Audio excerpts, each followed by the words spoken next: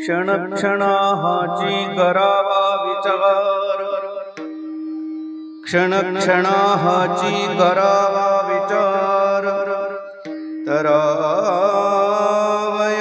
पार भवसिंधू नाशिवंत देह जाणार सकळ, आयुष्य खातो काळ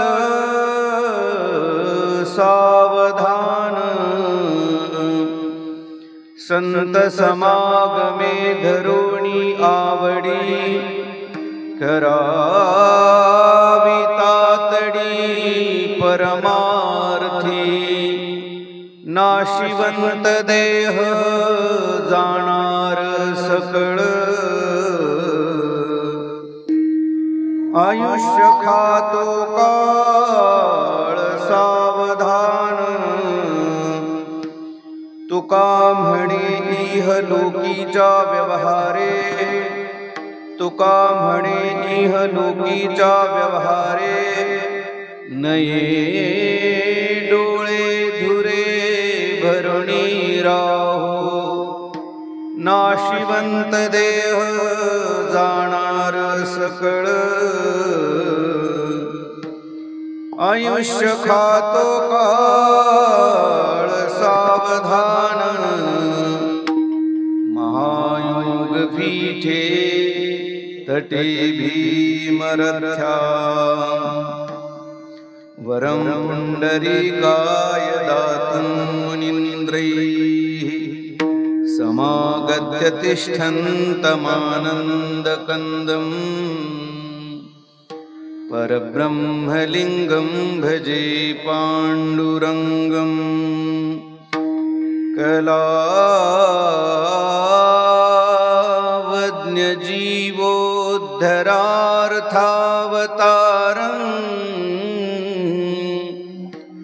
कलाङ्काङ्कतेजोऽधिकामोदिवक्त्रम्, खलानीशवादापणोदार्हदक्षम्,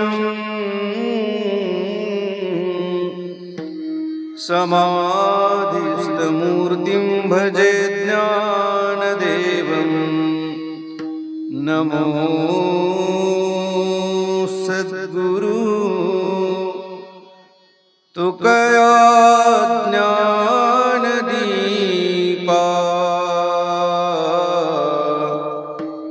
नमो सद्गुरु सच्चिदानन्दरूपा,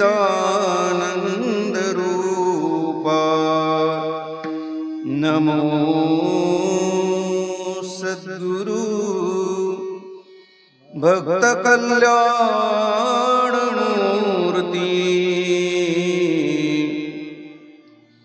नमो सद्गुरु भास्करा पूर्णकीर्ति, आत्मा त्वं गिरिजामतिः सहचरा, प्राणशरीरं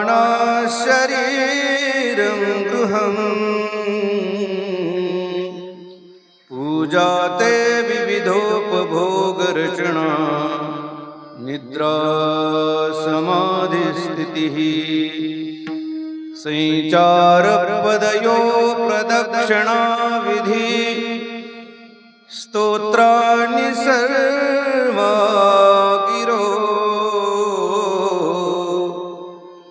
यद्यत्कर्म करोमि तत्तदखिलं, शम्भो तवाराधनम्, शम्भो तवाराधनम्, शम्भो तवाराधनम्, शरण शरण हनुमंता तुम्हा आलो रामदूता, तुम्हा आलो रामदूता, तुम्हा आलो रामदूता, शरण शरण हनुमंता तुम्हा आलो रामदूता, तुम्हा आलो रामदूता, तुम्हा आलो रामदूता,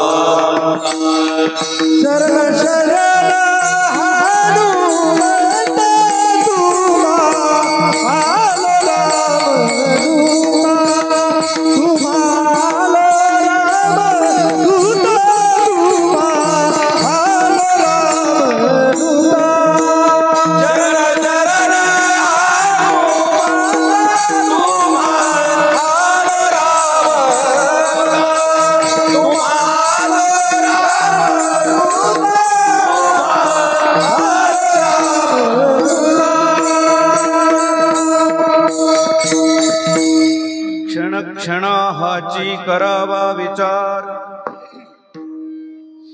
तरावया पार भव सिंधू, नाशिवंत देह जाणार सकळ, आयुष्य खातो काळ सावधान। प्रस्तुत कीर्तन रूपी सेवेकरिता निवडलेला अभंग देहूचे सुप्रसिद्ध साधू संत श्रेष्ठ जगद्गुरु श्री तुकोबाराय, की ज्या तुकोबारायांच्या जीवनामध्ये सागरासारखी विस्तीर्णता प्राप्त झाली आहे, ज्या श्री तुकोबारायांच्या जीवनामध्ये आकाशासारखी व्यापकता निर्माण झाली आहे, ज्या श्री तुकोबारायांच्या जीवनामध्ये हिमालयासारखी उत्तुंगता प्राप्त झाली आहे, असे संत श्रेष्ठ जगद्गुरु श्री तुकोबाराय यांच्या गाथेतील 4 चरणाचा अभंग प्रतिपाद्य सेवेकरिता निवडलेला असून, या अभंगाद्वारा संत श्रेष्ठ जगद्गुरु श्री तुकोबाराय यच्च यावत जीव मात्राला सावधानतेचा इशारा देतात। विठ्ठल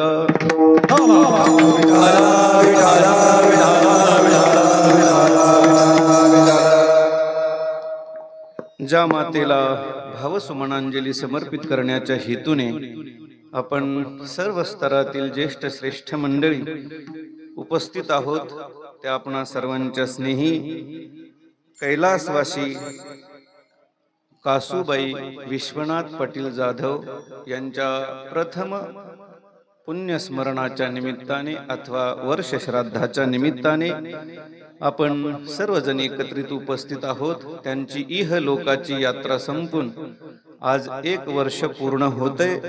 त्यांचा मृत्यूपासूनचा जो प्रवास सुरू झाला तो आज शांत होणार आहे आणि सर्व विधी पार झाल्यानंतर त्यांच्या वासनेप्रमाणे, इच्छेप्रमाणे अथवा प्रारब्धाप्रमाणे पुढचा जन्म त्यांना प्राप्त होईल अथवा न होईल हे आपण सांगू शकत नाही। हे बोलण्याचं कारण असं की सामान्यातला सामान्य वरवर दिसत असताना सामान्य व्यक्ती जरी आपल्याला दिसत असली तरी कोणत्याही व्यक्तीची परमार्थिक उंची काय आहे हे आपण ठरवू शकत नाही। विठ्ठल विठ्ठल विठ्ठल विठ्ठल विठ्ठल विठ्ठल। आणि म्हणून आज आपण कासू आईंच्या प्रथम वर्ष श्राद्धाच्या निमित्ताने एकत्रित उपस्थित आहोत। त्यांच्या जाण्याने समग्र कुटुंबियांना दुःख झालंय। त्यांच्या पश्चात त्यांचे चिरंजीव आपणा सर्वांचे स्नेही पंढरीचे निष्ठावान वारकरी हरिभक्तीपरायण दौलत महाराज जाधव, त्याचप्रमाणे या मातेच्या कन्या सौभाग्यवती चंद्रकला अंबासाहेब अंबादास महाराज होन, त्याचप्रमाणे सौभाग्यवती दमयंती धर्माजी तुवर, त्याचप्रमाणे या मातेचे नातू ज्यांनी शेवटच्या काळात या आजींची खूप सेवा केली आणि या वर्ष श्राद्धाच्या कार्यक्रमाची सर्व पूर्व तयारी आणि प्रत्येक पाहुण्यांपर्यंत जाऊन आग्रहाचं निमंत्रण, भजनी मंडळींपर्यंत जाऊन आग्रहाचं निमंत्रण, या कार्यक्रमाचं भव्य दिव्य नियोजन ज्यांनी केलं ते आदरणीय श्री रामकिसन दौलत पाटील जाधव, आदरणीय श्री पांडुरंग दौलत पाटील जाधव आणि एकूण जाधव परिवार, या सर्वांच्या दुःखाच्या सांत्वनाच्या हेतूने आपण सर्वजण एकत्रित उपस्थित आहोत। बऱ्याचदा कीर्तन करायचं म्हटलं की समस्या निर्माण होतात आणि विशेष समस्या कोणती असेल तर ती फक्त भजनी मंडळीची असते। कारण कीर्तन करायचं असेल तर एकल्याचा नव्हे खेळ ही अवस्था प्रत्येक ठिकाणी असते। आणि मग कसं करावं, काय करावं, ज्यावेळी रामकिसन भाऊंनी चर्चा केली, म्हटलं संगीत प्रवचनालाही ते लोक लागणारच आहेत। 2 गायक लागतील, वादक लागेल, सिस्टीम लागेल, मंडप सिस्टीम तर अगोदरच ठरलेला आहे। आणि मग काय नाही, आपल्या प्रेमाने तुम्ही भजनी मंडळींना आमंत्रण द्या, भजनी मंडळी हजर राहतील।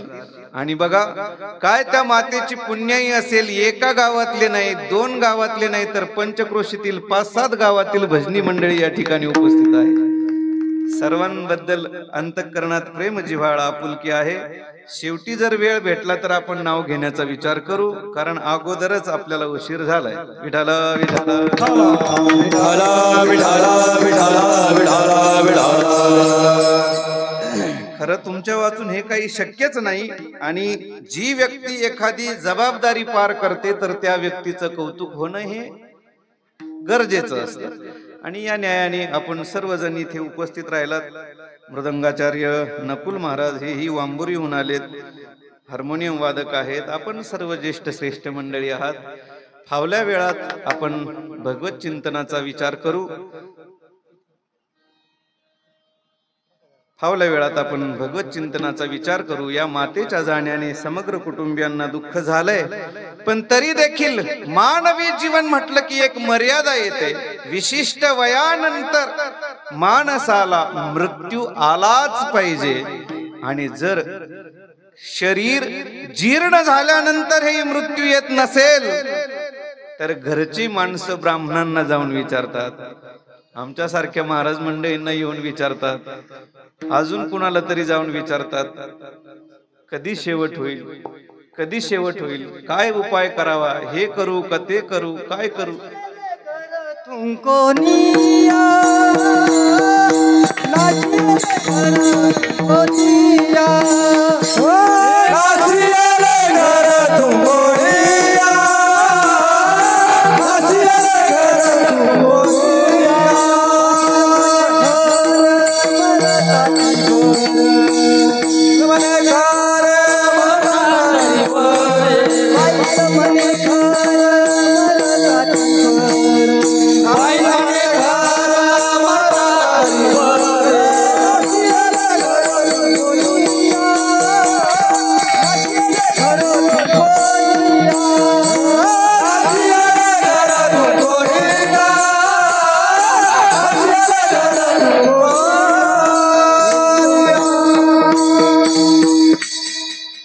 बाईल म्हणे खर मरता परी भले. का असं तुम्ही मागणं करताय? नासी येले घर तुमको निया. घर बांधण्यासाठी आटापिटा कोणी केला? भाषा कळते ना तुम्हाला? हा, घर बांधण्यासाठी आटापिटा यानेच केला. पैसे उपलब्ध होत नाही तर याची टोपी त्याच्या डोक्यात, त्याची टोपी त्याच्या डोक्यात, त्याची त्याच्या डोक्यात, आणि सगळ्या गावाच्या आपल्या डोक्यात. असं करून सुंदर घर बांधलं, बंगला बांधला, आणि शरीर जीर्ण झाल्यानंतर, मरणासन्नावस्था प्राप्त झाल्यानंतर तेच कुटुंब तुम्हाला त्या घरातून बाहेर काढण्याची काय करतं? घाई करतं. सज्जनांनो, हे मानवी जीवनाचं काय आहे? वास्तव आहे, वास्तव. आणि म्हणून सुज्ञ माणसं जी असतात ना, विशिष्ट वयानंतर एकदा मुलांची लग्न झाली, नातू झाली, सगळं हळूहळू हळूहळू त्यांच्या खांद्यावर सोपून देतात आणि परमार्थ करण्यासाठी मोकळं होतात. याचं जवळचं आणि मोठं उदाहरण कोण असेल तर आदरणीय दौलताते.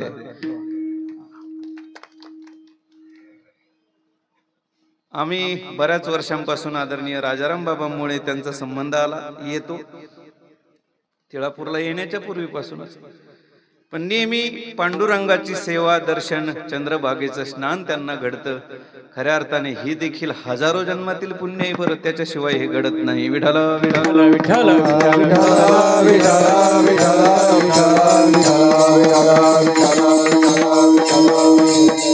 ज्या कुटुंबासाठी आपण जीवनभर मी आणि माझं माझं करतो, ते कुटुंबच तुम्हाला एक ना एक दिवस या घराच्या बाहेर काढल्याशिवाय राहत नाही. आणि म्हणून सकल संतांनी वेळोवेळी आपल्याला सावध केलंय. एका ठिकाणी महाराज बोलतात नाही का, अपने खातर महल बनाया,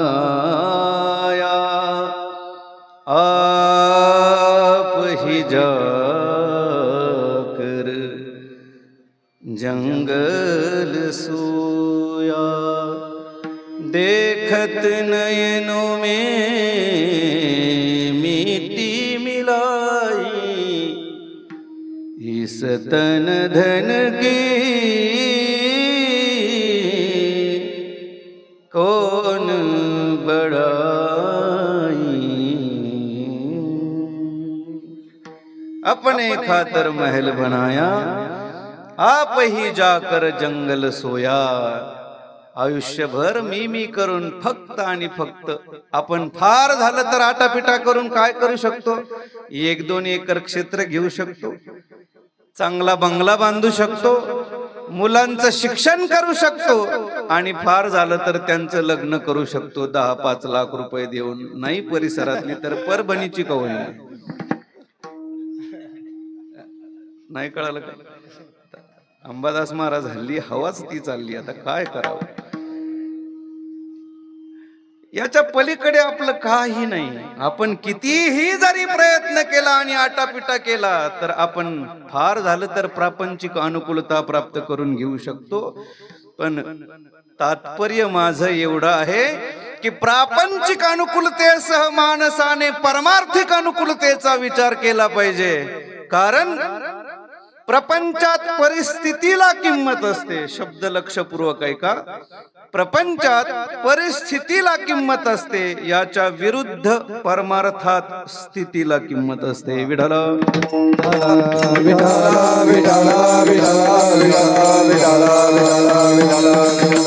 आणि म्हणून माणसाने प्रापंचिक उत्कर्ष साधता परमार्थिक उत्कर्ष साधण्याचं कार्य केलं पाहिजे. मग हे होत असताना काही लोक म्हणतील महाराज मंडळींचं सांगण्याचं कामच असतं, मग आपण त्यांच्या मागेच फिरत बसलो. काल परवा आम्ही कुठेतरी एकत्रित होतो, एक सद्गृहस्थ होते आणि आमच्या सोबत फिरण्याचा विषय निघाला. तर ते म्हणले आम्ही जर तुमच्या सोबत फिरलो तर आमचं कसं होईल, कसं चालल. हा काय शब्द वापरला, कसं चालल. म्हणलं आमचं कसं चालतं. 8 दिवस जर तुम्ही आमच्या सोबत फिरू शकत नसलात तर तुम्हाला तुमचं चालण्याची भीती वाटते, पण आमचं कसं चालतं. मग त्याला मी सांगितलं तुम्ही एवढ्या दिवसाचं राब राब राब राब राबता, तुमचं किती चाललं मला दाखवा. आणि आता आम्ही कोणताही विचार न करता फक्त त्याच्या नावाने फिरत राहतो. आमचं तुमच्या दृष्टीने किती चाललंय त्याचाही विचार करा. विठाला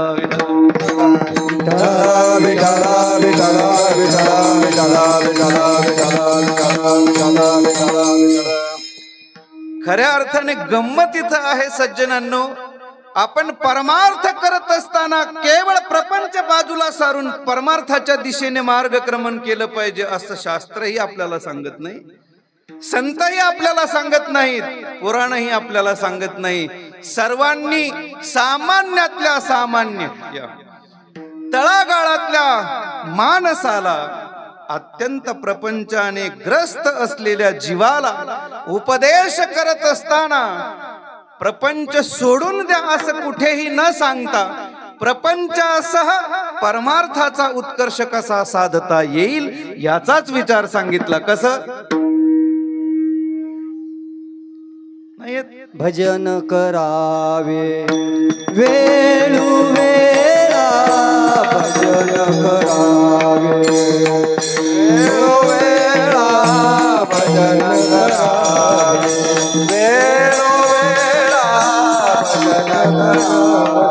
संसारी असावे असुरी नसावे, संसारी असावे असुरी नसावे, संसारी असावे असुरी नसावे, संसारी असावे असुरी नसावे.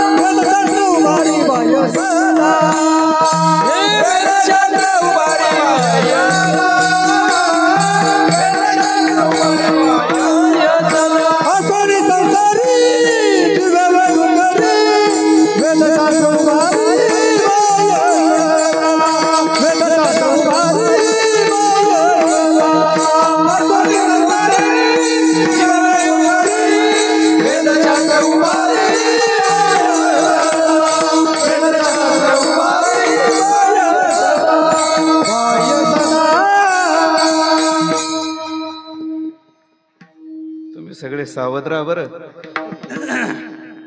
तुमची चूक नाही, आम्ही इकडे पाहिल्यामुळे तुम्हाला वाटलं तिकडे आहे सगळे. काय भजनी मंडळात आता हल्ली अशा गमती चालल्यात ना. अंबादास महाराज अशी अडचण निर्माण होते कधी कधी. भजनी मंडळी वाचून चालत नाही हे जरी खरं असलं तरी भजनी मंडळाला जर आमंत्रण द्यायला गेला घर मालक तर तो म्हणतो ते बाबा असल्यावर आम्ही येणार नाही. आता त्या बाबाने काय तुझा बांध रेटलाय का काय केलंय? बघा सज्जनांनो, जाता जाता एक वाक्य सांगेल. आपण नित्याने भजन मार्गात असूनही, लक्षपूर्वक ऐका भजनी मंडळी, आपण नित्याने भजन मार्गात असूनही आपल्या अंतःकरणातील जर द्वेष जात नसला तर भजन करण्यापेक्षा तमाशाला गेलेलं बरं. विठाला विठाला विठाला विठाला विठाला विठाला विठाला विठाला. कारण ही परमार्थाची साधना सामुग्री ही केवळ आणि केवळ परिवर्तनासाठी आहे. आणि जन्मच्या जन्म नामस्मरण भजन अभंग गायन रागदारी गायन करूनही आपल्या अंतःकरणात जर बदल होत नसेल, परिवर्तन होत नसेल तर ते करणं म्हणजे वृथा आहे. का हे वाक्य मी जोर देऊन सांगतो? कारण सांगतो ऐका. जेव्हा आपल्या अंतःकरणात निर्भेळ सेवा केली जाते त्या सेवेचा परिणाम निश्चित अंतःकरण शुद्धी झाल्याशिवाय राहत नाही. जसं शेतकरी नांगरणी करतो, पेरणी करतो, त्याला पाणी देतो, खत घालतो आणि सर्वात शेवटी त्याचा परिणाम ते पीक उत्तम येतं. शेतकऱ्याच्या सर्व प्रयासाचा परिपाक काय असेल तर ते पीक आहे. बरोबर. याच रीतीने 3:30 वाजता उठून आपण काकडा करतो. बरोबर. 10-20 किलोमीटर कुठेही आमंत्रण असेल तर कीर्तनाला जातो. एकादशी, गुरुवार, सोमवार मंदिरात आपण भजन करतो, पाची बारीलाही करतो. मग हे सर्व प्रयत्न करत असताना या कार्याचा, या कृतीचा देखील परिपाक आपण अपेक्षला पाहिजे. आणि या कृतीचा परिपाक काय असेल तर ती प्रथम अंतःकरण शुद्धी आहे. आणि जोपर्यंत सज्जनांनो आपली अंतःकरण वृत्ती बदलत नाही, अंतःकरण स्वच्छ होत नाही, तोपर्यंत आपण समजायचं आपलं भजन भजन झालं नाही. विठाला विठाला विठाला विठाला विठाला विठाला.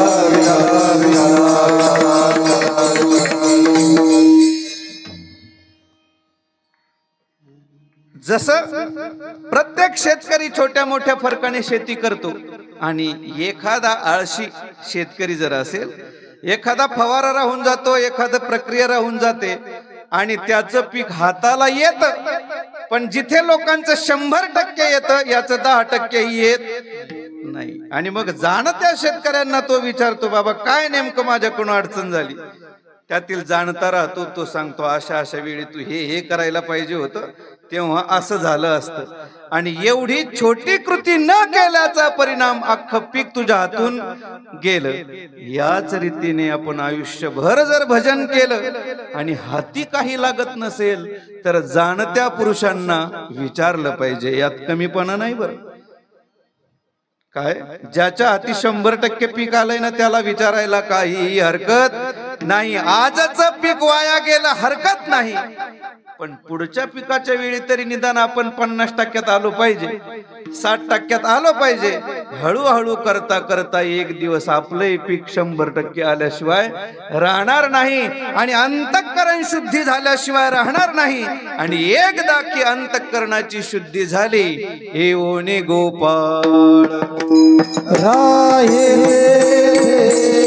ओने गोपाळ राहे ओने गोपाळ राहे ओने गोपाळ. तुका बने चित्त राहे निर्मळ ये गोपाळ राहे ओने गोपाळ राहे.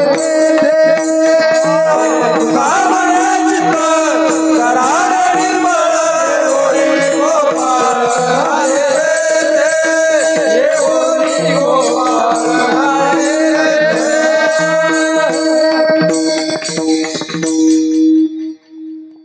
भरपूर भजनी मंडळी बर का आता. निंभारी, अमळनेर, करजगाव, शेनवडगाव, पाथर, कोपर, पाचेगाव, अजून कारवाडी. पाचेगाव आणि कारवाडी एकच आहे म्हणून तर ते एका गाडीवर आले. इकडे खुडसरगाव, निंबारी सांगितलं ना,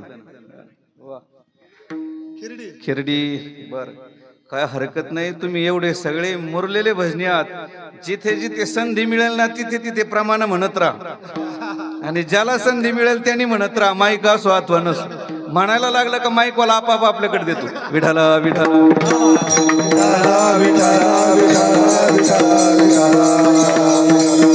कुंडली कमरदार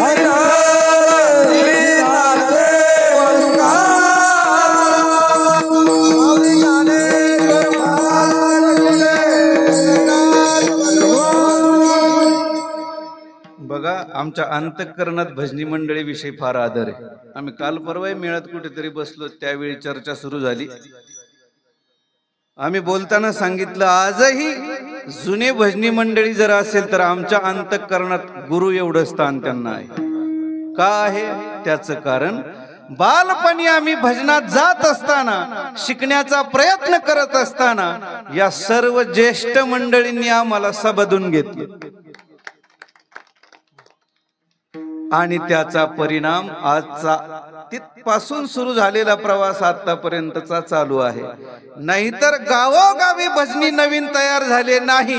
याचं कारण जर तरुण मुलांना आपण विचारलं, का रे तू माळकरी आहे, गंध लावतोस, धार्मिक परंपरेतला आहे, तुला आवड आहे, का भजनाला जात नाही?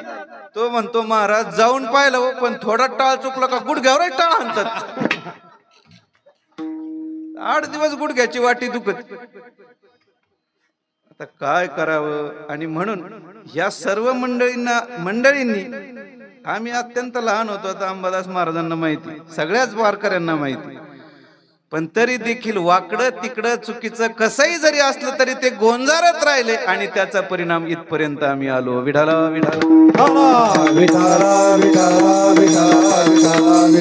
आणि म्हणून गावोगावी ज्यावेळी नवीन कोणी भजनात येत असेल ना, त्याला थोडं गोंजारायचं काम करा. पहिल्याच दणक्यात जर त्याच्या गुडघ्याच्या वाटेवर टाळाची वाटी बसली तर मग त्याची वाटी सरकून जाईल, बरोबर. आणि वाटी सरकण्याचा परिणाम वाटही सरकेल त्याची. विठाला विठाला.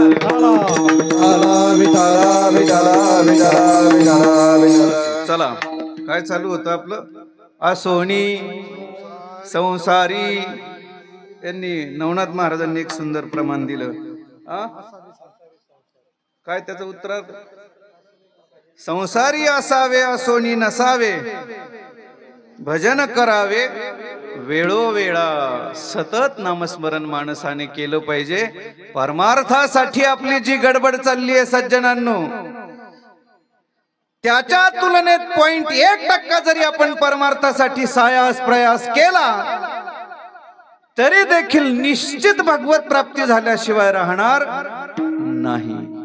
कसा अट्टहास आपण करतो प्रपंचात? 1 दिवस नाही, 2 दिवस नाही, दिवसाचं गणित सोडा महाराज. रात्रंदिवस माणूस संसारासाठी मरमर करतो, झिजतो, राबतो. मी पदरच बोलत नाही. सायासे करीसी प्रपंच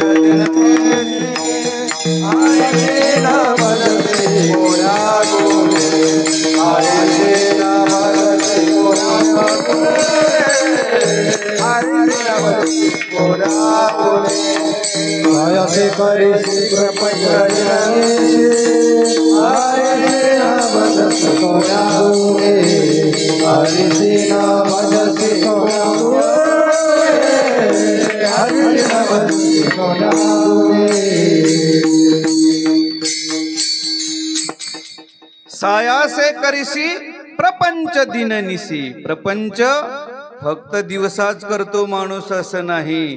रात्री 2 वाजता जर लाईट येणार असेल तर उठून रानात जावंच लागतं.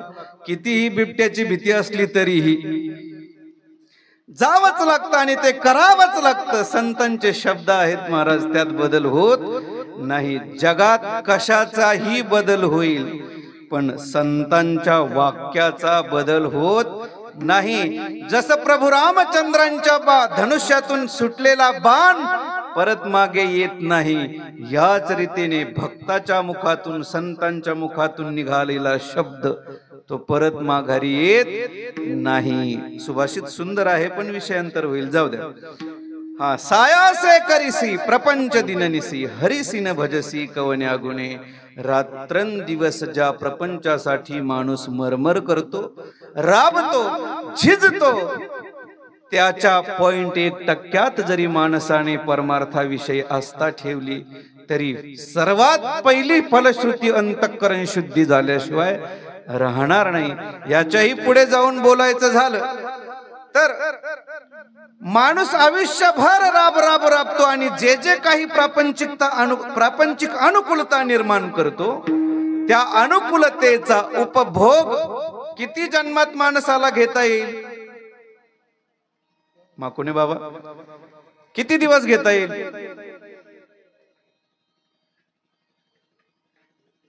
दिवस सोडून द्या, पांडुरंग महाराज चोरमाल, किती जन्मात घेता येईल? तुम्हाला माझी भाषा कळते ना? मी अत्यंत सोपं करून सांगण्याचा प्रयत्न करतो बरं, कारण नवीन ठिकाणी गेलं की अंबादास महाराज पट्टी जरा उंच ठेवावी लागते आणि आपलं वाजून निघून येता येतं। आता यांना सगळ्यांना माझा 7-12 माहिती आणि तुमचाही मला, माझा असण्यापेक्षा तुमचाही मला माहिती आहे हे महत्वाचं आहे। विठाला विठाला विठाला विठाला विठाला विठाला विठाला।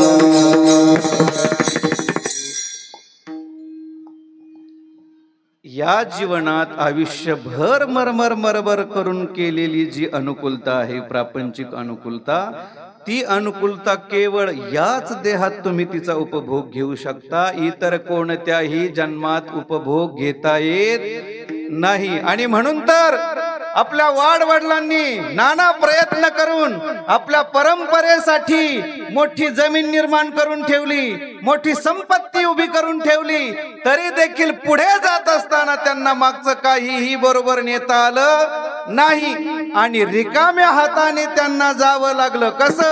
आजा मेला आजा मेला पंजा मेला बाप मसना गेला।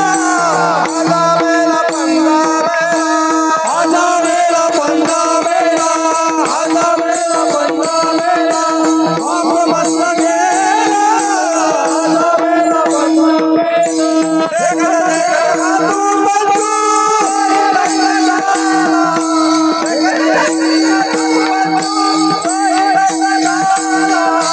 उठा उठा जागा माराची, उठा उठा जागा माराची, भया आले मोठे, उठा उठा जागा माराची। देखना तू बंधू कोई नहीं झाला, देखना तू बंधू कोई नहीं झाला। उठा उठा जागा माराची, उठा उठा जागा माराची, भया आले मोठे, उठा उठा जागा माराची।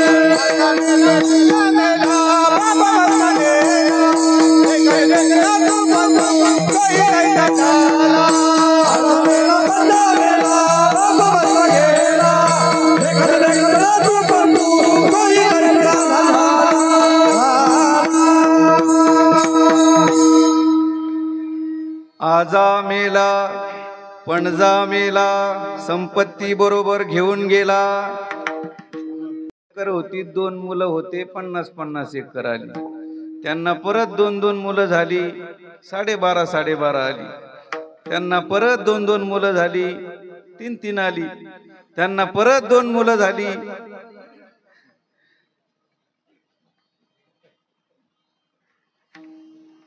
आपण जीवनभर आटापिटा करतो आणि मागच्या कुटुंबासाठी जमून ठेवतो, पण जात असताना यातील कवडीही आपल्याला नेता येत नाही।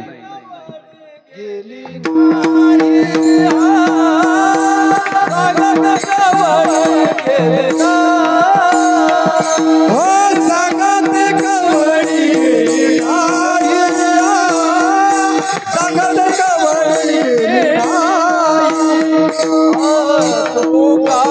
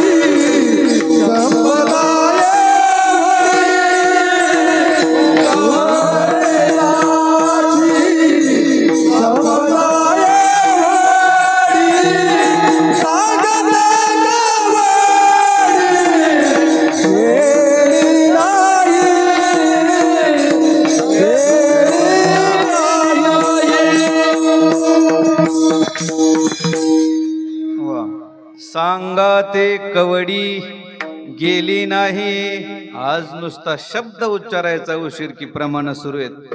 याचं कारण वाडवडिलांची पुण्याई आणि पंचक्रोशीतील भजनी मंडळीची कृपा आहे बरं या सर्वांवर. सगळ्या जुन्या भजनी मंडळीसाठी एकदा टाळ्या वाजवा. का टाळ्या वाजवल्या पाहिजे याचं कारण आहे ज्ञानोबाराय तुकोबारायांपासून दिव्य परंपरा खालीपर्यंत आली आणि त्या दिव्य परंपरेला जोपासण्याचं कार्य कोणी केलं असेल तर या निष्ठावान मंडळींनी केलंय. आणि म्हणून तर त्यांनी आतापर्यंत आपल्या हाती आणून देण्याचं काम केलंय. आता त्यांची जबाबदारी काय? आता त्यांची जबाबदारी नाना भाऊ बाबा अजूनही विना घेतायत. आता त्यांची जबाबदारी संपली. जसं प्रापंचिक जबाबदारी मुलाच्या खांद्यावर परंपरेने येते याच रीतीने परमार्थिक लक्ष द्या बरं, याच रीतीने परमार्थिक जबाबदारी देखील आपल्या वाडवडिलांच्या पुण्याईने आपल्या खांद्यावर आली. आणि ती जोपासण्याची जबाबदारी कुणाची असेल तर ती आपली आहे. विठाला विठाला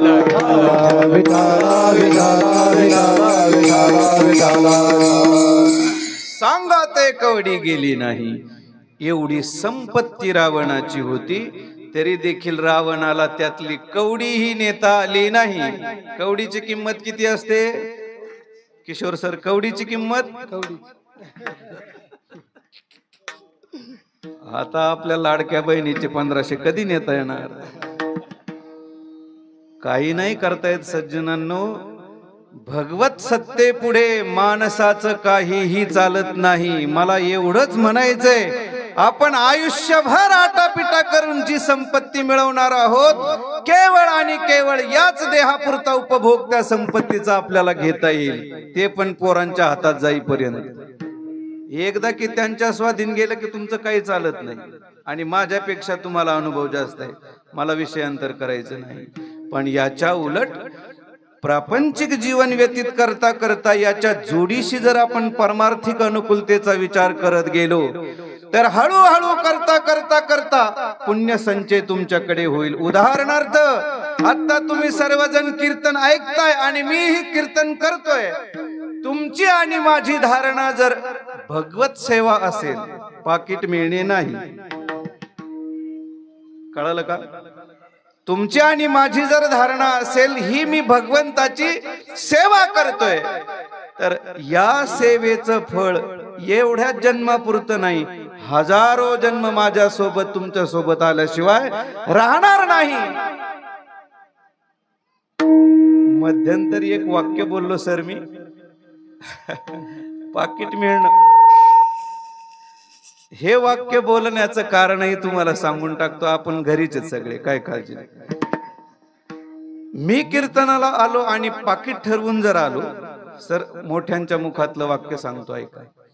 मी कीर्तनाला आलो आणि जर पाकिट ठरवून आलो तर त्या कीर्तनाचा मोबदला मला फक्त पाकिटच मिळणार आहे आणि जेवढे मी ठरवले तेवढेच मिळणार आहे, बरोबर. पण याच्या विरुद्ध ज्यावेळी तारखेचा फोन येतो त्यावेळी मला भगवत सेवा करण्याची संधी मिळाली, ही जर अंतःकरणात माझ्या भावना असेल तर त्याचा डबल फायदा आहे. याचं रूपांतर सरळ सरळ पुण्याईत होत. काय? याचं रूपांतर सरळ सरळ पुण्याईत होत. ती पुण्याई हजारो जन्म मला सहयोग देईल. आणि दुसरी गोष्ट पाकिट तर मिळणारच आहे, तसं थोडीच लोक पाठवतात. विठाला विठाला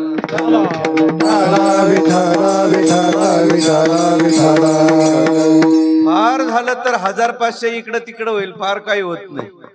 आणि म्हणून ज्या ज्या वेळी आपल्याला कोणतीही कृती करण्याची संधी येऊ द्यात, त्या कृतीच्या मागे जर भगवत सेवा हा भाव आपला असेल तर निश्चित ती सामान्य कृती तुम्हाला हजारो जन्म सहयोग दिल्याशिवाय राहणार नाही.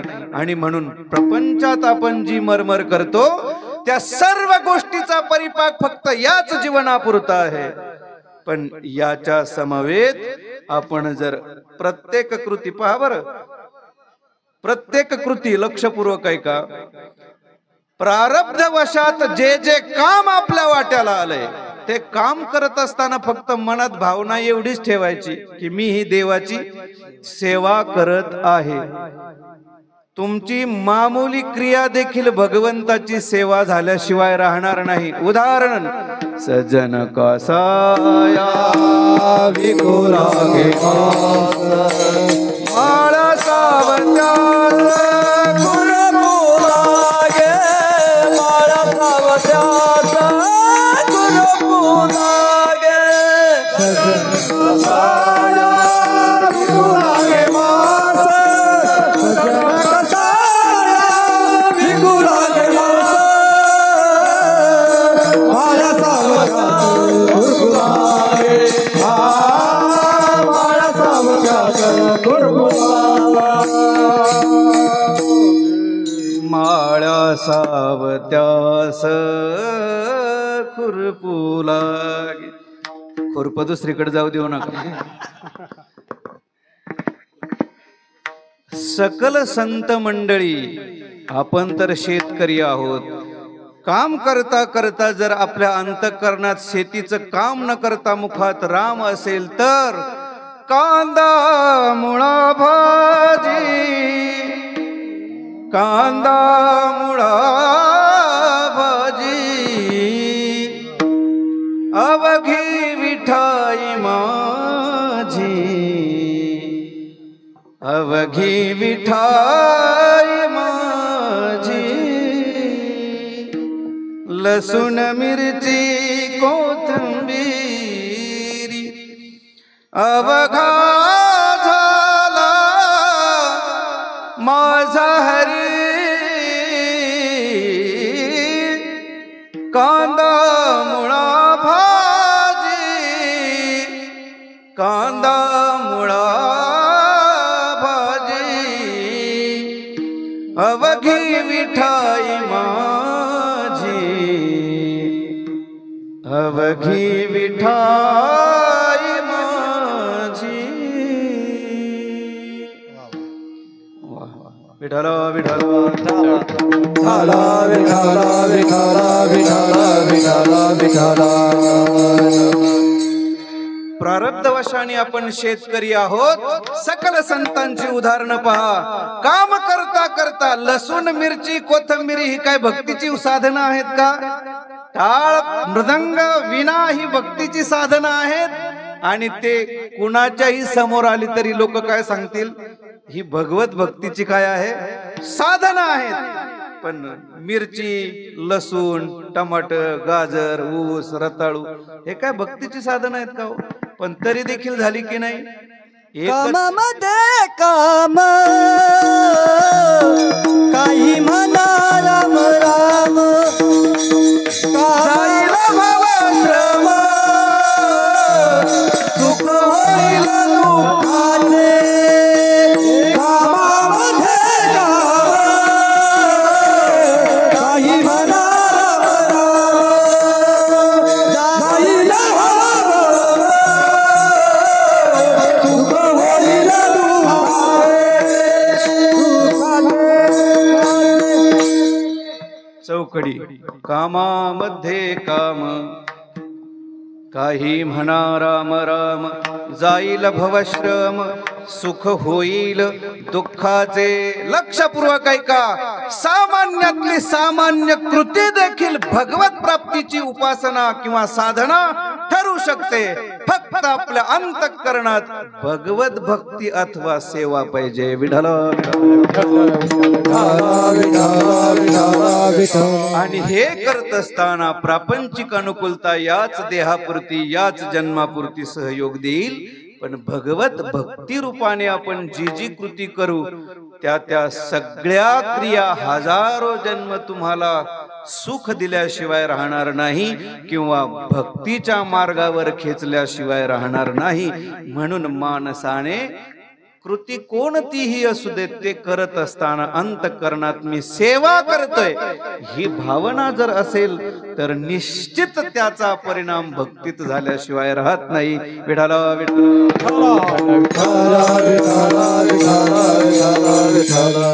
महाराज, मग तुम्ही परमार्थिक उत्कर्षाला एवढी किंमत देता, प्रपंच करायचा नाही का? प्रपंच करायचाच, आणि असा तसा नाही करायचा, तो ठासूनच करायचा. का करायचा? आधी प्रपंच करावा नेटका. जसं परमार्थात अवस्थेला किंमत आहे, प्रपंचात व्यवस्थेला किंमत आहे, याच रीतीने प्रापंचिक व्यवस्था देखील महत्वाची आहे. ती व्यवस्थाच आपल्या अवस्थेला कारण ठरते. विठ्ठल.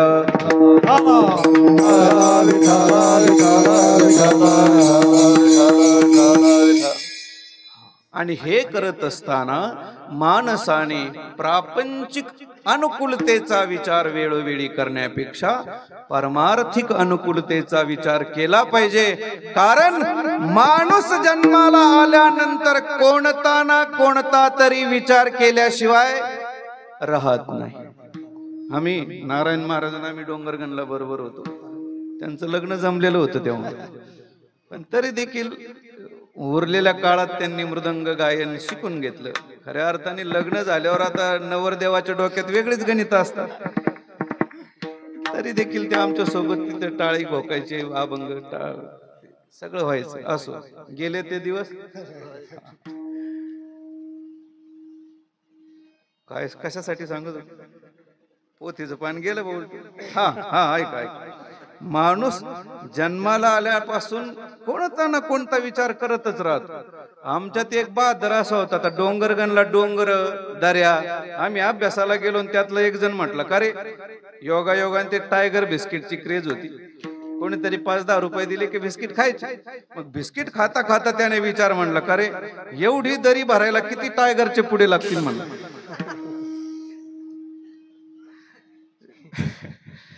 माणूस कोणता ना कोणता विचार करतच राहतो. मग तुकोबाराय बोलतात, तुम्ही विचार करणारच आहात ना, मग असा तसा वेडा वाकडा विचार करण्यापेक्षा असा विचार करा की कशाने मी भवसिंधू तरुण क्षण हाती करावा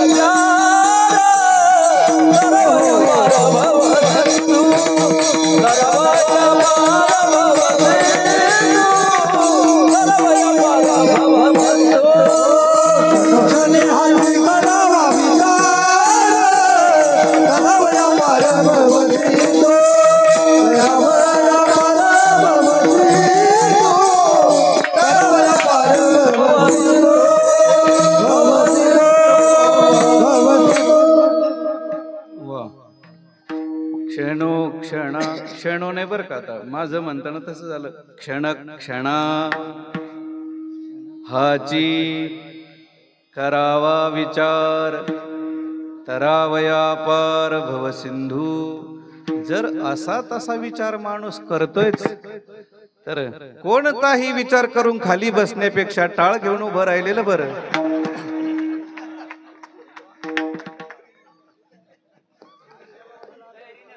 आम्हाला माहिती आहे तुमच्या डोक्यात विचार आहे बाबा, आता लोक म्हणतील काना मागून आली,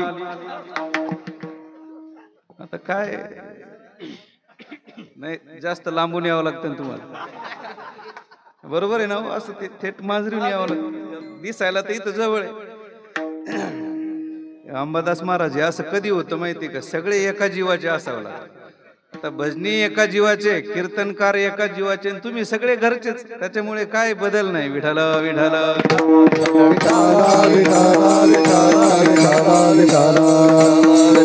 कुंडलिक वरदा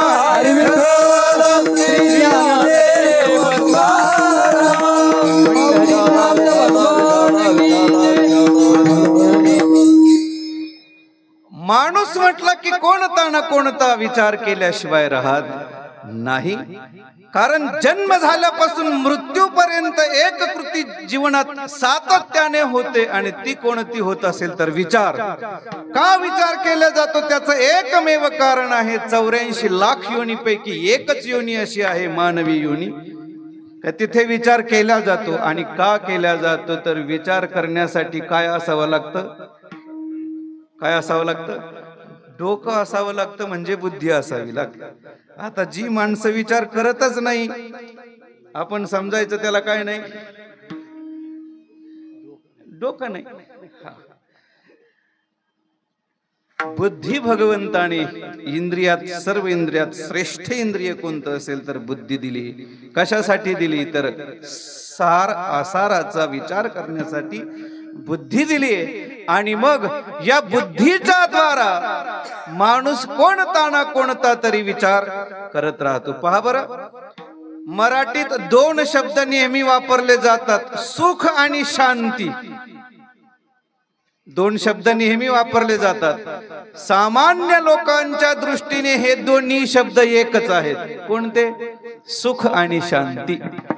पण पहा, सुख वेगळं आणि शांती वेगळी.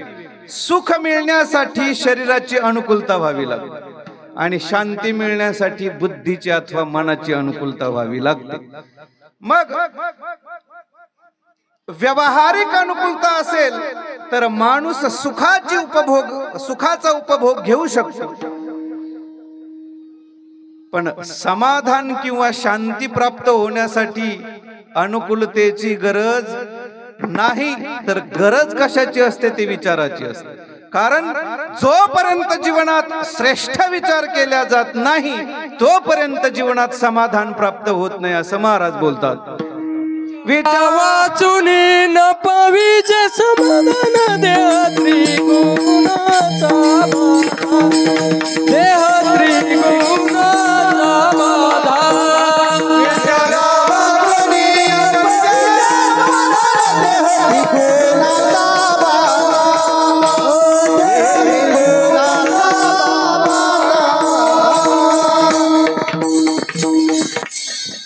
अर्धे बरं ते विचारा वाचून न पविजे समाधान. असं सुंदर ते ध्यान सारखं लांब नाही, ते रूप पाहता सारखं छोटं आहे, सुंदर प्रमाण दिलं तुम्ही. अचानक आल्यावर त्याला चाल लावून म्हणायचं हे देखील कौशल्याचे बरं. वा मधु महाराज. विठाल विठाल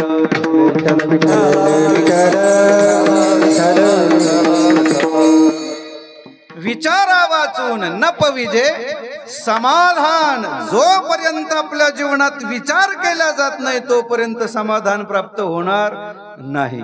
मग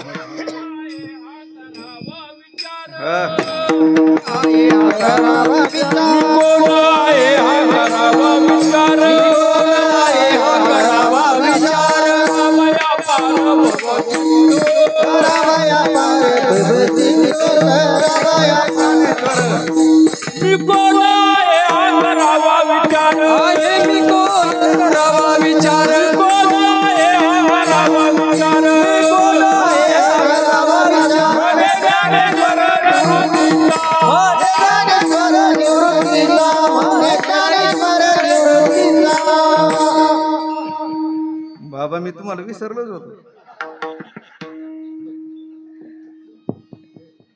बाबांनी दाखवून दिलं, भिवू नकोस, मी तुझ्या पाठीशी आहे.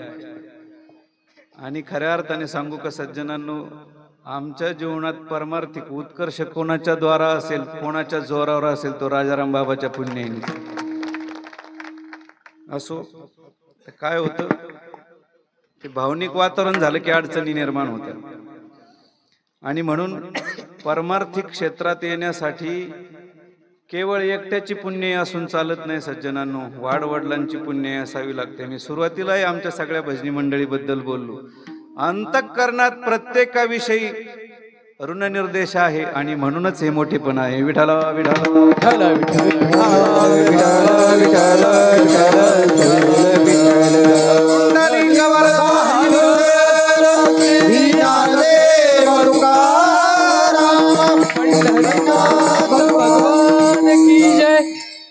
कोणताही विचार करून आपलं जीवन व्यर्थ खर्ची करण्यापेक्षा आहे मी हा कोण, करावा विचार. म्हणे ज्ञानेश्वर निवृत्तीचा तरावया पार नाही बर. ऐका आता, आहे मी हा कोण, करावा विचार. म्हणे ज्ञानेश्वर निवृत्तीचा. ज्ञानोबा राय बोलतात, मानवी देहाला येऊन व्यर्थ विचार करून आपलं जीवन व्यर्थ गमावण्यापेक्षा श्रेष्ठ विचार केला पाहिजे. कोणता विचार, कोणता विचार करायचा? आज एक ईत बांध तिकडे सरकलाय, उद्या अजून एक तिकडे सरकला पाहिजे. आणि हे सगळं करून करून काय करू शकता तुम्ही? 5 गुंठे रान वाढू शकता. कुणासाठी? मुला बाळांसाठी. पण तेच मुलं बाळ तुम्ही टेकले का लोकांना म्हणणार आहे कधी जात आहे काय माहिती. म्हणून याचे त्याचे बांध करून आपलं जीवन व्यर्थ खर्ची करण्यापेक्षा सज्जनांनो, कहा से आया कहा जाएगा, एक छू मालूम करना. 2 दिन की जिंदगानी बंदे, होशियार होकर चलना. कौन किसी के जोरू लड़के, कौन किसी के साले, जब लग अपने पल्लों में पैसा, तब लग मीठा बोले. संगत संतन की कर ले, जन्म का सार्थक कछु कर ले. संगत संतन की कर ले. कोणताही विचार करायचा नाही. कहा से आया कहा जाएगा, एक छू मालूम करना.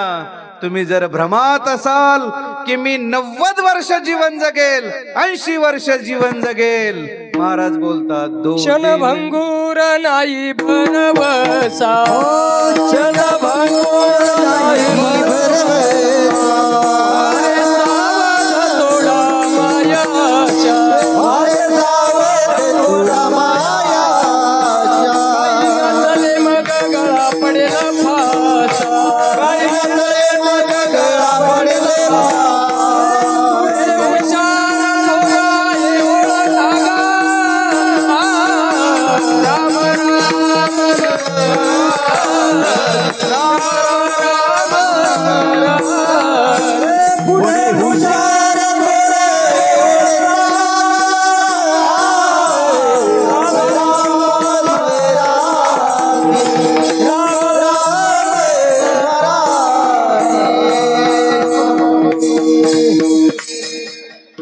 जर आपल्याला वाटत असेल मी 80 वर्ष 90 वर्ष 100 वर्ष जगेल, माशी पाक पाखडे तव हे सरे आपण सर्व सुज्ञ आहात. क्षणभंगूर नाही भरवसा.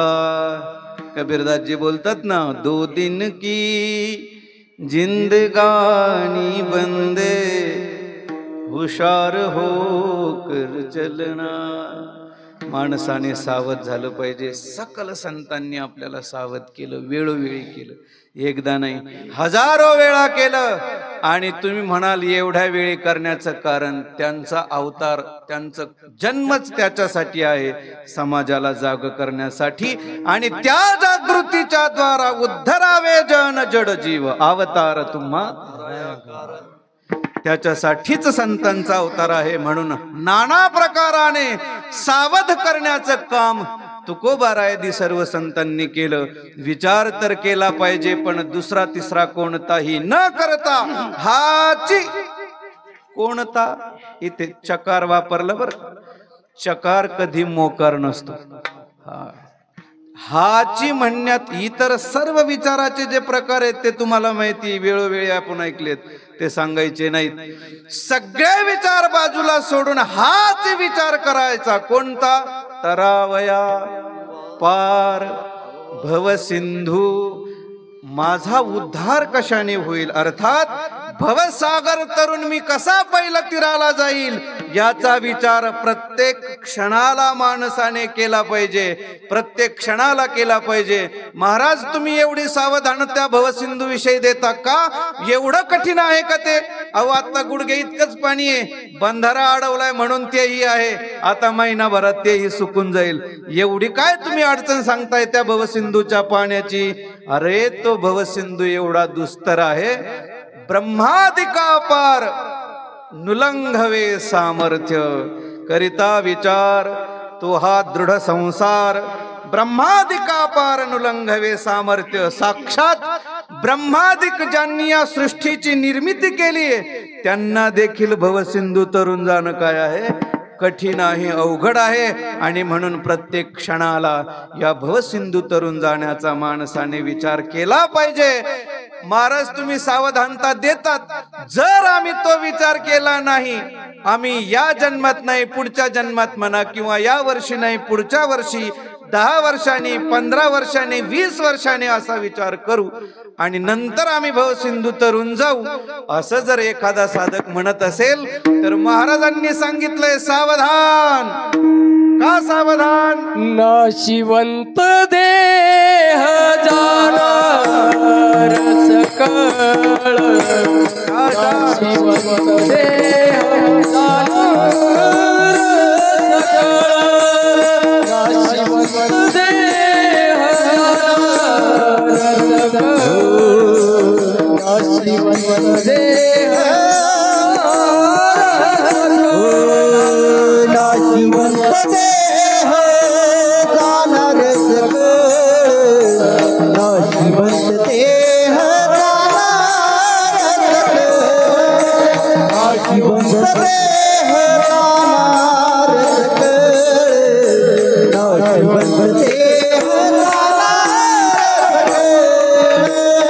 आयुष्य खातो काळ सावधान, आयुष्य खातो काळ सावधान, नाशिवंत देह जाणार सकळ, नाशिवंत देह जाणार सकळ, नाशिवंत देह जाणार सकळ, नाशिवंत देह जाणार सकळ. आयुष्य खातो काळ सावधान, आयुष्य खातो काळ सावधान, आयुष्य खातो काळ सावधान,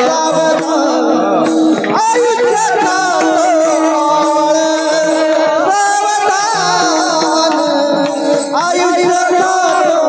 काळ सावधान, नाशिवंत देह जाणार सकळ.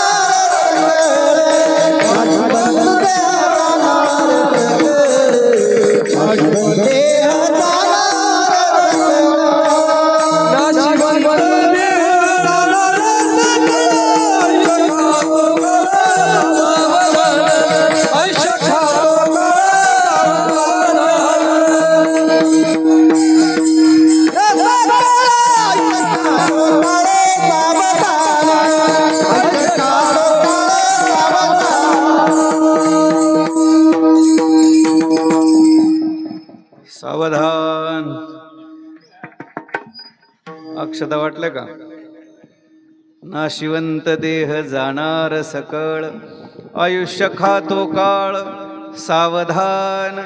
महाराज, का क्षणाला मी विचार केला पाहिजे? एवढी काय घाई आहे? तर उत्तर आहे नाशिवंत देह जाणार सकळ.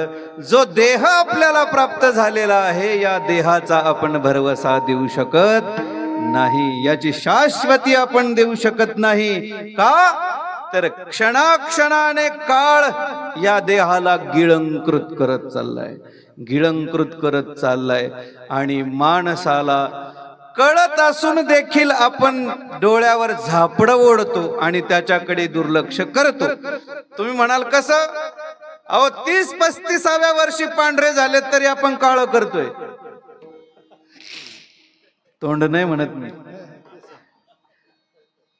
हल्ली आता सगळ्या माणसांना काळ करायचीच वेळ आली. डोकं का? पांढरे झाले तर आता काय करणार त्याला? पण सांगतो, पांढरे जरी झाले किती काळे केले तर 2 दिवसांनी पांढरा परत वर येतोय. त्याच्यामुळे काळे करत असताना विचार करत चाला, ते केमिकल आहे, तोंडाची डोळ्यांची आग होते. मी करून पाहिलं म्हणून तुम्हाला सांगतो. विठाला विठाला.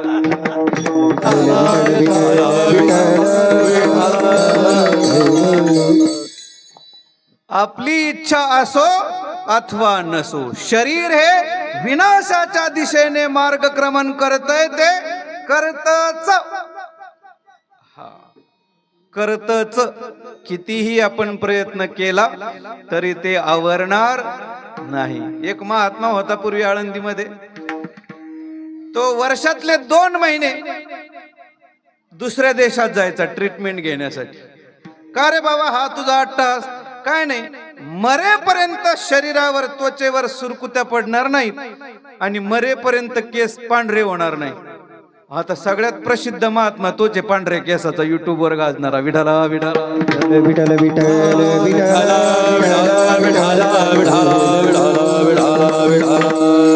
त्यांना दोष नाही द्यायचा, मला तुमच्या पुढे तात्पर्य सांगायचंय. या शरीरापुढे आपण कितीही जरी प्रयत्न केले तरी हे शरीर विनाशाच्या दृष्टीने मार्गक्रमण करत.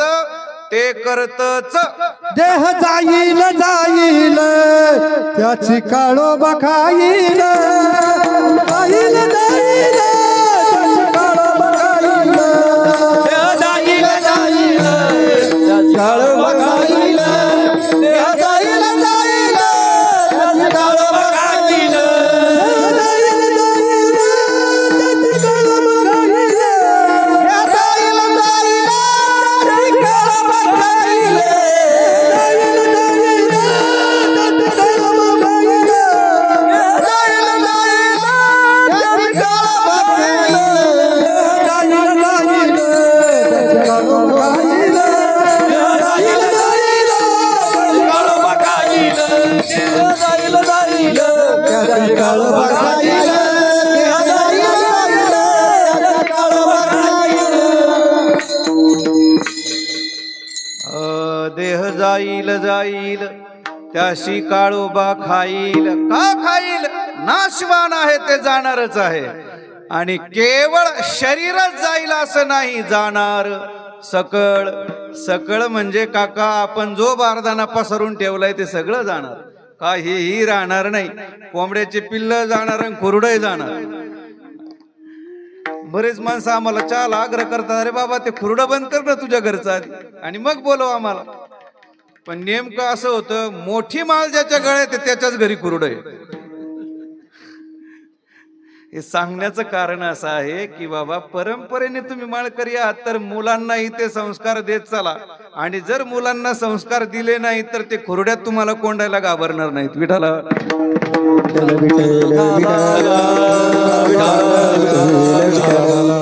नाशिवंत देह जाणार सकळ, आयुष्य खातो काळ सावधान. प्रत्येक शब्दाला फार किंमत आहे बरं. इथे नाशिवंत, मराठी व्याकरणातला वंत प्रत्यय. इथे जाधव सर आहेत, त्यांना मराठी व्याकरण चांगलं माहिती, हिंदीचे शिक्षक होते ते, बरोबर ना? वंत प्रत्यय कधी लावला जातो माहिती का? विशेषत्व प्रतिपादन करायचं असेल तर. नदीला पाणी आहे पण जलवंत आपण नदीला म्हणू शकतो का? नाही म्हणता येत. का? उन्हाळ्यात आटते. बरोबर की नाही? पण समुद्राकडे गेल्यानंतर आपण काय म्हणू शकतो? जलवंत. का? विशेषत्व दाखवायचंय. शरीर तुम्ही बऱ्याच ठिकाणी पहा, नाशवान नाही म्हटलं देहाच्या बाबतीत, वंत प्रत्यय वापरला. त्याचं कारणच आहे विशेषत्वाने हे नासकच आहे. आणि नासक नाही असं जर कोणी म्हणत असेल तर त्याला म्हणावं फक्त 2 दिवस आंघोळ करू नकोस. काय होतं? आपणच आपल्यालाच इतरांना येण्यापेक्षा आपल्याच शरीराची दुर्गंधी आपल्याला आल्याशिवाय राहत नाही. का? हे नासक आहे, हे जाणारच आहे, नाशिवंत आहे. आणि म्हणून याचं काळ हळूहळू ग्रसन करत आहे. आणि म्हणून ए जीवांनो, तुम्ही सावध झालं पाहिजे. सावध होत असताना या मनाला एक विशेष प्रकारची संगती दिली पाहिजे. कारण फक्त सावध आपण होतो. सावध 2 वेळा आपल्याला ऐकायला मिळतो जीवनात. पहिला सावधान कुठे ऐकायला मिळतो? तांदूळ पडल्यानंतर. आमच्या अमोल महाराज सावधान सावधान सावधान म्हणत होते चाल म्हणत असतात. मला वाटलं अक्षदा वाटायचं की काय. असं ती गायनातली ती गमक आहे बरं. लग्नात सावध केल्या जात, पण त्यावेळी माहोलच असा असतो की त्याला सावध होण्यात असं वाटतं की आता प्रपंचासाठी मी सावध झालो पाहिजे. इथून तर खरी सुरुवात आहे. आणि दुसरा सावधान ऐकायला मिळतो एखाद्याच्या दशक्रियेत, वर्ष श्राद्धात. पण माणसाने सावध झालं पाहिजे. आणि सावध होऊन प्रपंच न करता, इंदुरीकर बोलत असतात, प्रपंचाचं काय तुम्ही गमती करता, कुत्र्याला रंग बदलून पिल्लं होतं. प्रपंचात सावध व्हायची गरज नाही, ते आपापच होत आहे. ते नैसर्गिक क्रिया आहे, ती कुणाचीही होती.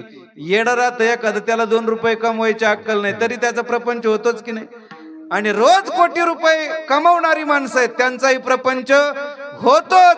प्रपंचात सावध होण्याची गरज नाही. सावध व्हायचं असेल तर केवळ आणि केवळ भक्ती मार्गाच्या ठिकाणी रममान माणूस झाला पाहिजे. आणि खरी सावधानता तिथे असली पाहिजे. आणि मग आता चंपाषष्ठी झाली ना, आमच्या दत्तूभाऊने तिथे खंडोबाला रंग दिला, बरोबर ना? बरं, दत्तूभाऊ आणि सगळे ग्रामस्थ, सगळेच बरं, सगळे त्यांचे सगळे सहकारी, सगळे मिळून गावातल्या मंदिरांकडे तुम्ही लक्ष देता. तुम्हा सर्वांना द्यावे तेवढे धन्यवाद थोडे आहेत. याचं कारण सांगतो. आपण प्रपंचात जी मरमर करतो ना, त्याच्यापेक्षा तुम्ही एवढं जरी कार्य देवाच्या दृष्टीने केलं ना. आता आमच्या बाळासाहेबांनी आईच्या पुण्य स्मरणानिमित्त तिथे महादेवाला तुळस दिली 21,000ची. ह्या सगळ्या छोट्या मोठ्या कृती तुम्हाला हजारो जन्म सहयोग दिल्याशिवाय राहणार नाही. विठाला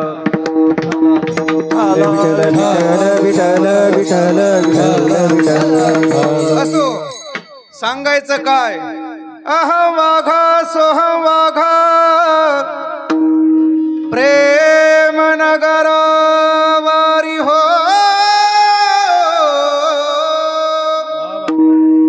सावध होऊनी भजनी लागा देव करा कैवारी. वारी हो वारी माझ्या मल्हारीची वारी वारी हो वारी माझ्या मल्हारीची वारी मल्हारीची वारी मल्हारीची वारी माझ्या मल्हारीची वारी मल्हारीची वारी वारी हो वारी हो माझ्या मल्हारीची वारी माझ्या मल्हारीची वारी वारी हो वारी माझ्या मल्हारीची वारी हो माझ्या मल्हारीची वारी.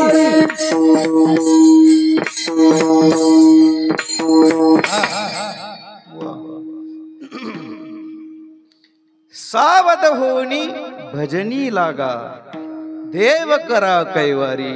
खऱ्या अर्थाने माणसाने या देहाची क्षणिकता ओळखून लवकरच भजन मार्गात रममान झालं पाहिजे, भक्ती मार्गात रममान झालं पाहिजे. आणि आपल्या भक्तीच्या द्वारा, भजनाच्या द्वारा देवाला आपलंसं करून घेतलं पाहिजे. आणि हे करत असताना, देवाला आपलंसं करत असताना किंवा भक्ती मार्गात प्रवेश करत असताना कुणाच्याही समवेत राहून चालणार नाही, कुणाच्याही संगतीत राहून चालणार नाही. हे करत असताना संत संगतीत जाऊनच नामस्मरण करावं लागेल. आणि समागमे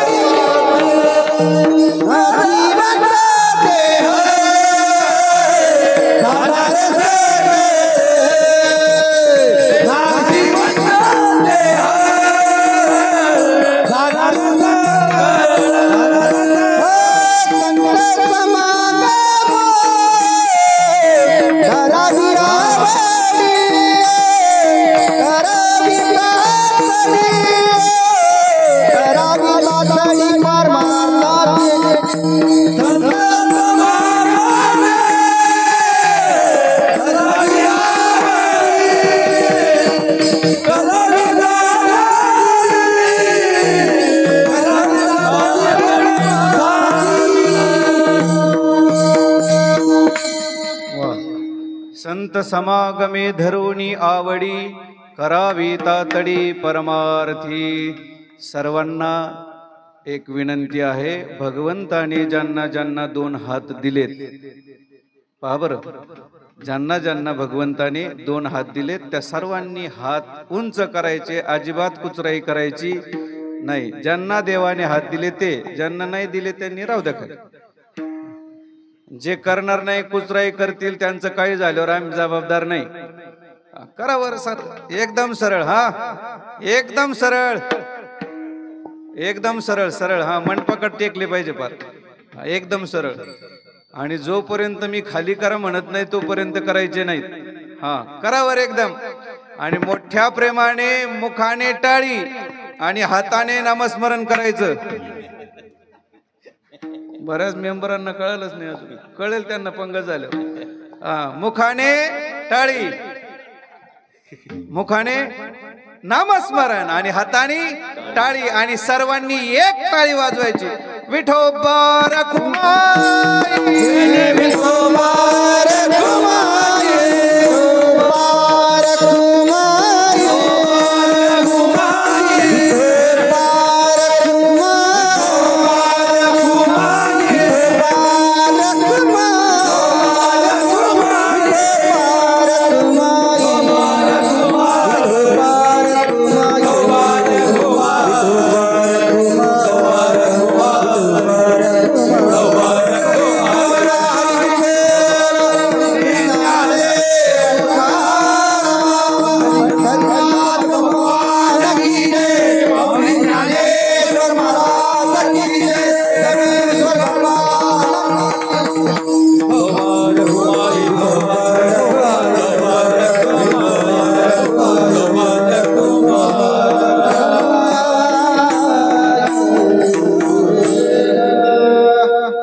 समागमे धरुणी आवडी करावी तातडी परमार्थी। संतांच्या संगतीत जाऊन, सहवासात जाऊन परमार्थी तातडी करावी।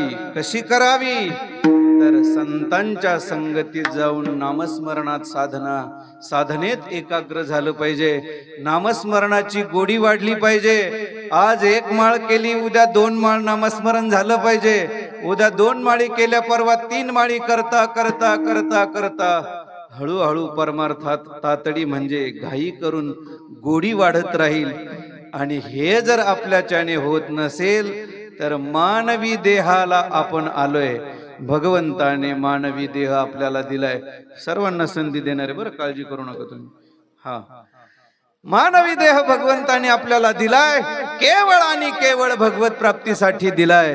आणि भगवत प्राप्तीच्या दृष्टीने मार्गक्रमण आपण न करता केवळ प्रापंचिक अनुकूलतेत जर आपण आपलं जीवन व्यतीत करत असलो तर आपणच आपल्या डोळ्यात धूर घालून बसलोय. आणि तुकोबाराय सावधानता देतात, आपल्याच डोळ्यात धूर घालून बसू नका. तातडी करा, संत संगतीत येऊन तातडी करा. का करा? देहनाश का आहे आणि त्याचं ग्रसन काळ करत आहे. आणि म्हणून माणसाने क्षण क्षणाला तोच विचार केला पाहिजे. आणि हे जर तुम्ही करत नसाल तर जगाचा काहीही तोटा होणार नाही. आपणच आपल्या डोळ्यात धूर घालून बसलोय. आणि म्हणून असा धूर स्वतःच्या डोळ्यात घालून न बसता क्षणक्षणाने विचार करायचा, मी भवसिंधू कसा तरुण जाईल. का करायचा? देह नाशवान आहे, काळ त्याचं ग्रसन करत आहे.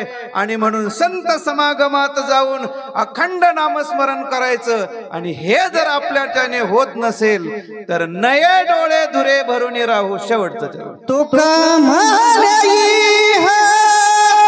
लोकीचा व्यवहार, तुका म्हणे लोकीचा व्यवहार, तुका म्हणे लोकीचा व्यवहार, तुका म्हणे लोकीचा व्यवहार, तुका म्हणे लोकीचा व्यवहार, तुका म्हणे लोकीचा व्यवहार, तुका म्हणे लोकीचा व्यवहार, तुका म्हणे लोकीचा व्यवहार. नका डोळे धुरे भरून राहू, नका डोळे धुरे भरून राहू. नाशिवंत देह जाणारे सकळ, नाशिवंत देह जाणारे सकळ, नाशिवंत देह जाणारे सकळ, नाशिवंत देह जाणारे सकळ.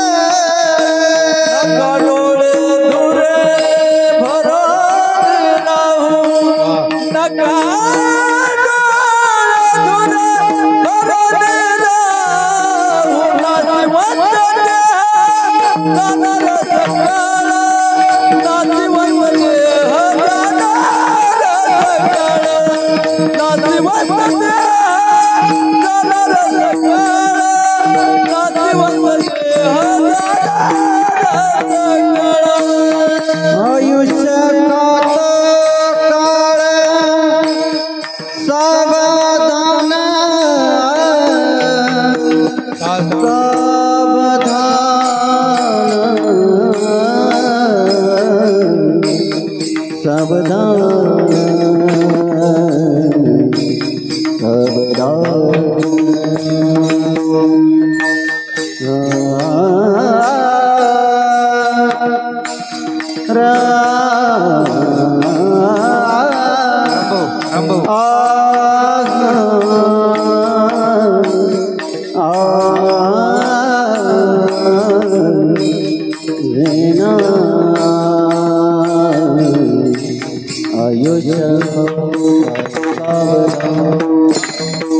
सावधान,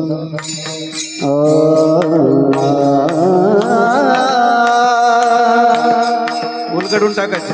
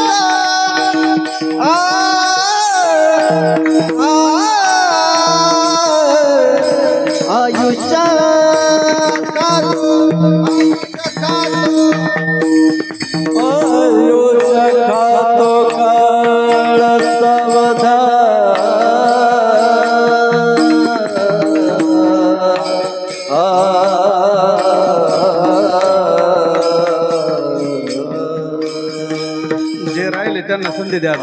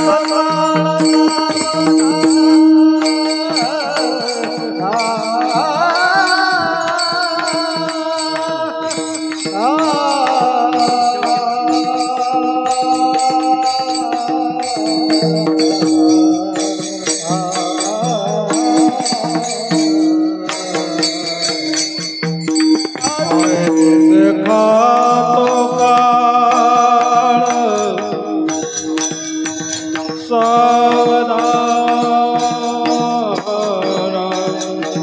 म्हाताऱ्याला म्हणू द्या हो आमच्या एवढ्या एका म्हाताऱ्याला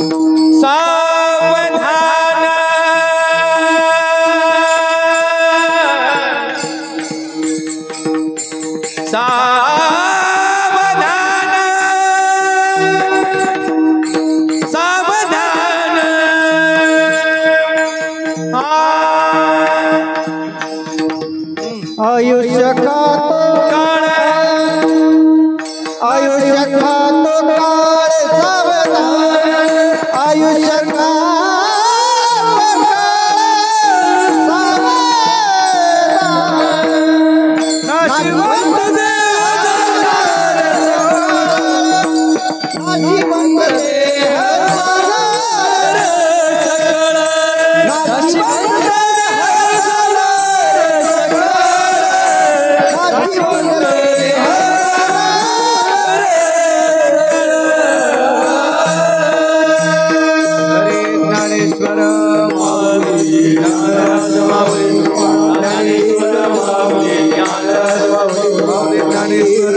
आयुष्य